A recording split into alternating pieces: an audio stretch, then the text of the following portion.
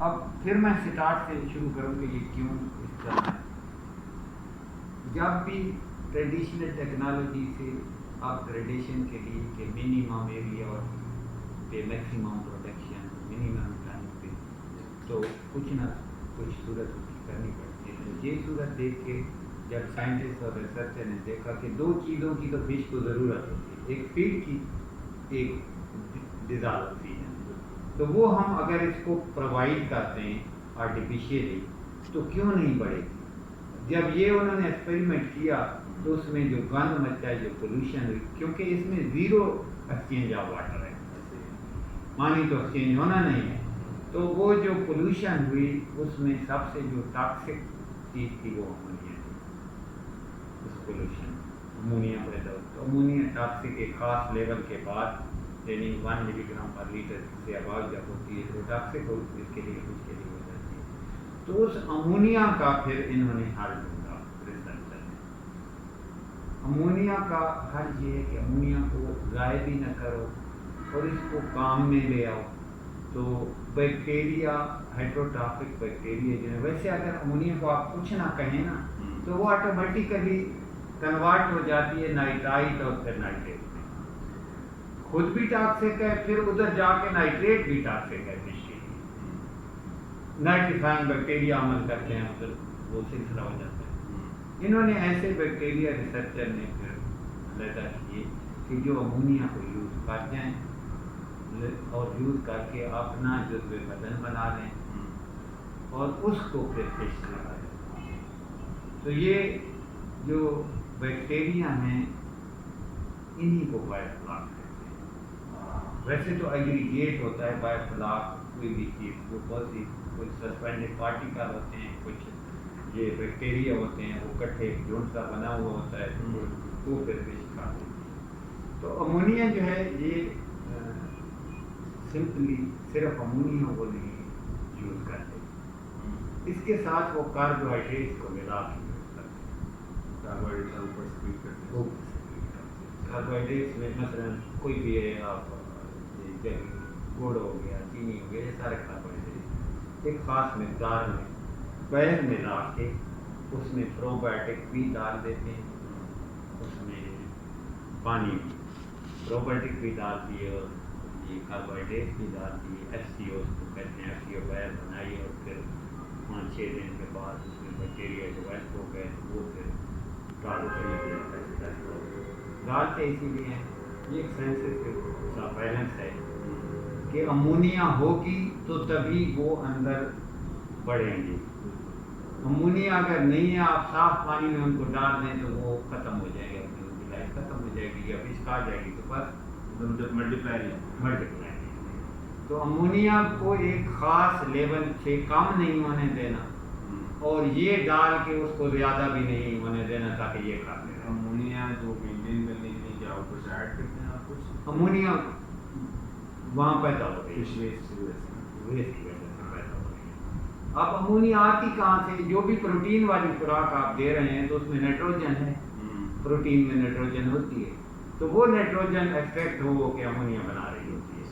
अब फिश मतलब तिलापिया ने अगर आपने इसमें डाली है तो तिलापिया जो है उसको हम 30% प्रोटीन दे रहे हैं, तो 30% प्रोटीन में बेसिकली नाइट्रोजन ही ज़्यादा है, तो वो इफेक्ट हो के अमोनिया बना रही होती है। तो उस अमोनिया को कंट्रोल करने के लिए ये सारा प्रोसेस बायोफ्लॉक वाला करते हैं, इसमें ज़ीरो एक्सचेंज ऑफ वाटर होती है। अब जो मुझे अच्छा लग रहा है कि किस लेवल का एक पहला एक्सपेरिमेंट या पहला तजर्बा या पहला वो स्किल गेन करने के लिए, तो 8 टैंक वाला अगर सेटअप बनाएं, हर टैंक का 4 जो है मीटर वो दायरा होना चाहिए और 1.25 मीटर उसका कार्य डेप्थ का। अब बनाना उसको इस तरह है कि वो साइड बाई साइड 4 टैंक बनाने, ऐसे ये 8 टैंक बन गए। इस पे ब्लोअर आपको जो चाहिए वो 2 हॉर्स पावर वाली मोटर वाला जो ब्लोअर है वो 8 टैंकों को सप्लाई करता है। हाँ, वो 8 मैं इसलिए कह रहा हूँ कि अगर 4 बनाएंगे तो ये तो चल रहा होगा इसकी एनर्जी जो है वो वेस्ट हो रही है। तो ये 2 हॉर्स पावर वाला 8 पे काफ़ी होता है। इससे छोटे भी हैं ब्लोअर, लेकिन वो मुझे इतने अच्छे नहीं लगते, काम नहीं कर रहे होते। जो 2 हॉर्स पावर वाला होते थे काम कर रहा होता है। इसमें कितनी जगह 8 के चाहिए? 8 टैंक्स के लिए मैं आपको बताता हूँ, अभी मैंने कैलकुलेट किए हुए हैं, लेकिन अभी फिर वो याद नहीं रहती।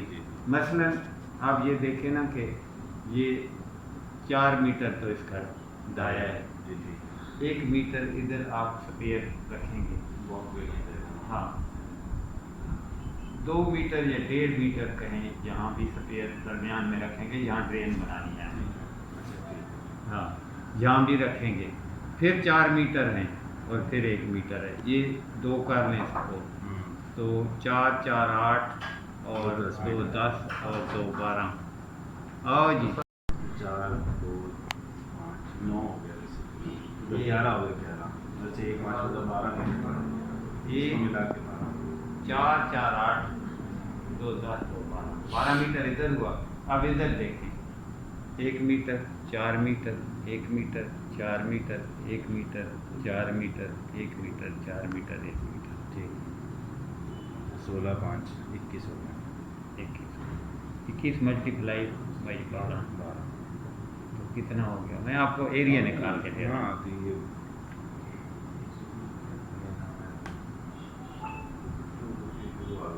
आधी बना, हाँ आधी बना, थोड़ा सा बंदा कीमें लगानी है, यहाँ एक 3 साढ़े 3 हज़ार। हाँ, पानी वाटर सप्लाई के लिए आपने 2 इंची वाला पंप लगाना है, क्योंकि इनको एक दफ़ा भरना है तो फिर इनकी ज़रूरत हो, चेंज तो इतना होता नहीं।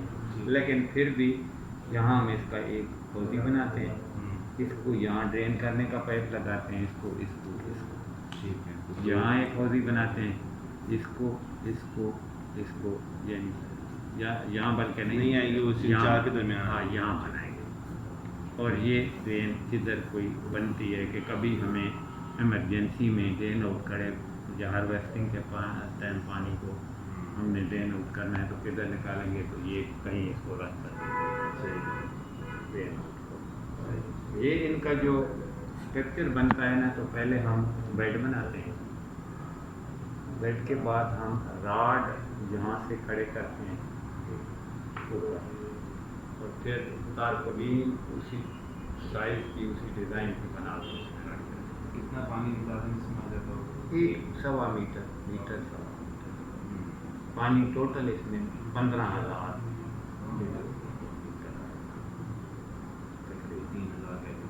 और अभी स्टार्ट में मैं जिसको गाइड करता हूँ तो 70 फिश पर क्यूबिक मीटर, एक 70 into 1000 metre, 1000 metre 15 cubic metre का। हाँ, तो 1000 के करीब यहाँ फिश आएंगे, तिलापिया एक पाउंड।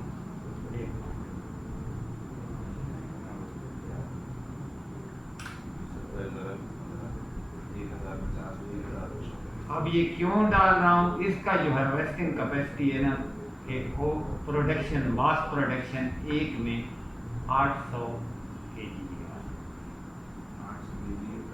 पूरे पीरियड कितने टाइम में हम उसको हार्वेस्ट करते हैं? सीड मतलब फिश पे डिपेंड करता है। मसलन आप फिश कर रहे हैं तो तिलापिया 5 महीने बाद 6 महीने बाद, अगर साइज बढ़ाना है तो और रखें। नहीं, जो मार्केट चलता है साइज वही अपवर्ड्स ज़्यादातर वही है। मार्केट की मुख्तलिफ डिमांड है। मसलन जो रॉ फिश खाता है वो 500 वाली भी बेहतरीन है। जो प्रोसेसिंग प्लांट में अगर आपने देनी है तो इतनी बड़ी हो तो जितना बड़ा तो फिर अच्छा ज़्यादा वो डिपेंड करता है आपकी। कुछ लोग हैं जो बना के फिर खुद उसको प्रोसेस करके तो वो बेच रहे हैं, ऑनलाइन बेच रहे हैं, एडवर्टाइज वगैरह भी इसके अंदर पगेसियस भी होती है इसके, लेकिन पगेसियस के लिए फिर आपने की थोड़ी मैं जो कह रहा हूँ ना कि वो 800 kg से ऊपर ना जाए। ठीक है, ओवरऑल नेट हार्वेस्टिंग रेट इस साइज के टैंक में रोज 400 अगर वो जाएगी नहीं, रोहू इसमें इतना कामयाब है क्योंकि रोहू टोटली सब्जी खोर है, अरबी बोरस है, ये तिलापिया ओमनी बोरस है, ये दोनों काम करते हैं। कलेरियस और पंगेसियस आ जाएं तो वो जो फिर गोश्त खोर है वो अच्छी बन जाएंगे। श्रिम्प भी पहले साल श्रिम्प ना करना, लेकिन बाद में श्रिम्प भी आप खा लेना, क्योंकि श्रिम्प को अपने तौर पे उसको मेंटेन करना, उसको बढ़ाना, वो एक अलहदा टास्क है। तो पहले आप बायोफ्लाक के माहिर हो जाए ना, तो फिर उसको ले आए, तो चलो बायोफ्लाक है तो आपको बताया किसको कैसे सेट करना है, तो वो श्रिम्प को भी फिर, क्योंकि श्रिम्प की सूरत में इन पानी की थोड़ी सैलिनिटी बढ़ानी है, तो वो फिर फ्रेश वाटर, हाँ फ्रेश वाटर वाला जो है वो बड़ा होता है, इसलिए श्रिम्प बाद में करना, पहले फिश और वो भी तिलापिया फिश को करना। अच्छा, एक अंदाजन ये इस पे इन्वेस्टमेंट कितनी आ जाती है ग्राफ पैसे में? शेड के बगैर शेड के बगैर ये 8 टैंकों वालों के 12 लाख आ गया है, 12 से 14 लाख है, इंक्लूडिंग पम्प्स, कंस्ट्रक्शन, शेड के अलावा। शेड तो मैं समझ रहा हूँ, शेड कोई ज़रूरी तो नहीं है, हमें कोई स्पेसिफिक ही होती है, बस साया दे देना। अगर आपने सर्दियों में भी उसको चलाना है तो फिर शेड है, ठीक है, कि सर्दी से बचाएंगे कि उसका ये वो बंद होना ज़रूरी नहीं है सर। तो फिर आप शेड में सर्दियों में कवर करना होगा और पूरी वो हीट ट्रैक करनी होगी। अगर आप कहते हैं कि मैंने 2 क्राफ्ट लेनी है, भाई मैं तो एक क्राफ्ट लेनी, तो फिर भी शेड आपने टेम्परेचर कंट्रोल करना पड़ेगा।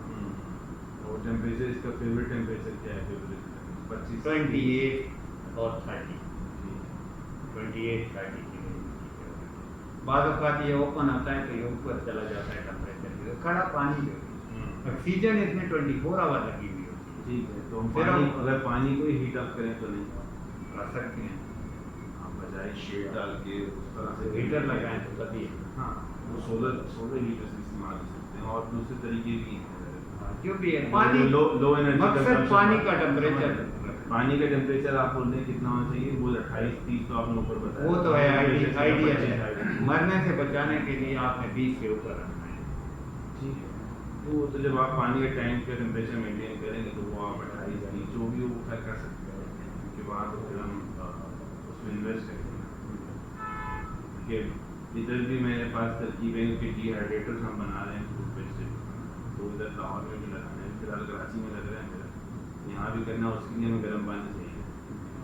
तो वो हम मतलब मैं चाहता क्या हूँ, मेरा आइडिया ये है कि जो वेस्ट हो रही है ना कोई चीज़, हम उसको दूसरी जगह ऑल्टरनेट इस्तेमाल करें। जिसका पानी वेस्ट होना है वो उधर इस्तेमाल हो, अब वो जो उसकी हीट है वो जो वेस्ट हो रही है, जो मैं कह रहा हूँ, उस हीट को रिकवर करें हम इस तरफ। अच्छा, आप उस तरफ जाना चाह रहे हैं ना, तो एक यहाँ हम चाइना गए ना, तो जो IPRS मैंने समझाया ना आपको, यहाँ जो गोबर आया सेंट्रल उससे उन्होंने बायोगैस बनाया, और ये वाला जो फ्लोअर है वो बायोगैस से कुछ नहीं करना, मतलब वो जो सीमेंट फैक्ट्री की चिमनी है 10 दफ़ा आग लगानी है, उसके बाद तो आग नहीं लगता, ये फिर बायोगैस इसी इसका जो मटेरियल था, ऑर्गेनिक मटेरियल वो यही हमारा ज़ाहिर है, इतना जो आप फीड डाल रहे हैं तो खाना वो मल्टीप्लाई यहाँ से उधर कंज्यूम करते दोबारा बन जाता है, फिर वो एक साइकिल बना दिया। जब आप हार्वेस्ट करना उस वक्त ही आप पानी वेस्ट करते हैं। हाँ, पहले भी अगर कहीं आपको कंट्रोल नहीं हो रही ना होनी है, वो तो सिर्फ तो जरूरत एक ही हाल है, जब सिर पकड़ के बंदा बैठ जाता है कि अब ये होनी डाउन नहीं हो रही है, टॉक्सिक है, तो बंदा फिर पानी निकाल देता है। वो वैसे तो पानी निकालें तो बायोफ्लाक बाय होगा ना, लेकिन जब बायोफ्लाक नहीं बन रहा तो ऐसा आपसे गलती हो गई है, कुछ भी हुआ है और अमोनिया राइज कर गई है और फिश मरने का खतरा है, तो फिर नीचे से पानी निकाल के नया पानी डालें। इसलिए ट्रेन जो मेन चीज़ हम कर रहे थे, जो मैं इंटरनेट की बता रहा हूँ, इंडिया वाली ये सारी, अब इन्होंने जो बेसिकली इंटीग्रेशन में मैं देख के आया था कॉन्सेप्ट, मैं आपको मैं बता मेरे साथ आप समझ ही नहीं मैं कहना क्या चाहता हूँ। ये पीछे तो मैं भी इसके साथ शामिल था इसको उकसाने में, मोटिवेट करने में, लेकिन शौक इसको अपना है, ज़मींदार जैसी थोड़ी देर है चावल बीजते हैं वहाँ पे, मेरे भी टारगेट वही। हाँ मेन फसल इसकी चावल है। तो अब भी इसने ज़ाहिर है चावल तो अभी पनीरी नहीं लगाई, लेकिन ट्रैच में पानी में इसने अपना बच्चा स्टॉक कर दिया है मछली का। तो मैं बीच में टोकरी मैंने पनीरी लगा दी है, अब ट्रांसफ़र करनी है ज़मीन। और मैं उस पनीरी तो इसकी भी लगी है, हाँ, इसमें वो भी ट्रांसफर सरकार नहीं ने वो काम ट्रांसफर नहीं नहीं की, इसकी तो खैर ज़मीन काफ़ी है और फिर ये मैं फिलहाल 2 एकड़ पे हाँ एक्सपेरिमेंट का मैं फिलहाल 2 एकड़ से ऊपर नहीं जा सकता। तो इसने जहाँ इनका ट्यूबवेल है वो सीधा इस ट्रेंच में जाता है, यहाँ से ट्रेंच इसकी जो है वो बंद है क्योंकि ट्रैक्टर ने भी जी तो ये इसमें पानी खड़ा होता है।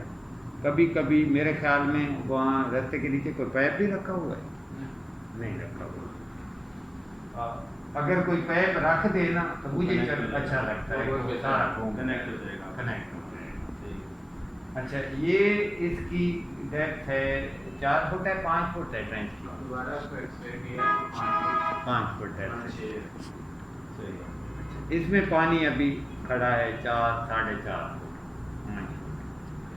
जब ये इस ज़मीन पे चावल लगाएगा तो चावल जब बिल्कुल सीधा हो जाएगा, थोड़ा बड़ा हो जाएगा, तो ये पानी पहले यहाँ एक पन्नी से इसने ना ऐसे टाइप कर दिया छोटा छोटा, जो इस चावल वाली और पनीरी को सेव करता है।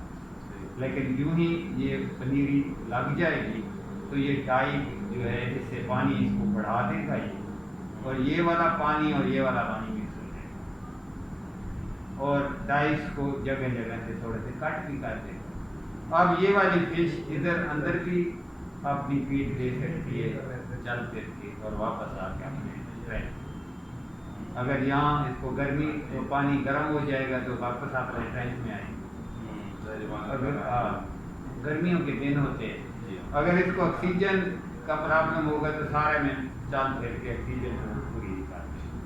और यहाँ इस टैंक में ये फीड डालता है, पानी भी फर्टाइल रहता है, ये इंटीग्रेशन फार्मिंग है। अब रहा सवाल इसका कि ऐसी नस्लें छोड़ी जाती हैं, मसलन जो हरबी वर्ष नस्लें हैं ना, तो वो छोड़ेंगे तो अब ये कह रहा है, मुझे था कि रोहू नहीं खाएगा, लेकिन ये कह रहा है कि रोहू भी कुछ ना कुछ खिलाता है, ऐसे है ना? कुछ खाई है वो, शायद तो बिग एड का भी कोई 1-2 पीस निकले हैं, या शायद ग्रास को तो कहते हैं जी बिग एड है, ये भी कोई ग्रास के पीस चले गए अभी सीधे। मेरे एक्सपीरियंस के मुताबिक रोहू ने कुछ नहीं कहना चावल को। अगर ग्रास का डालेंगे तो वो तो सारा चावल काट देगी।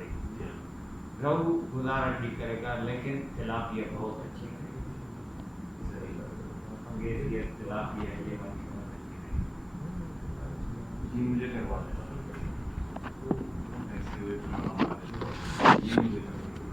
ये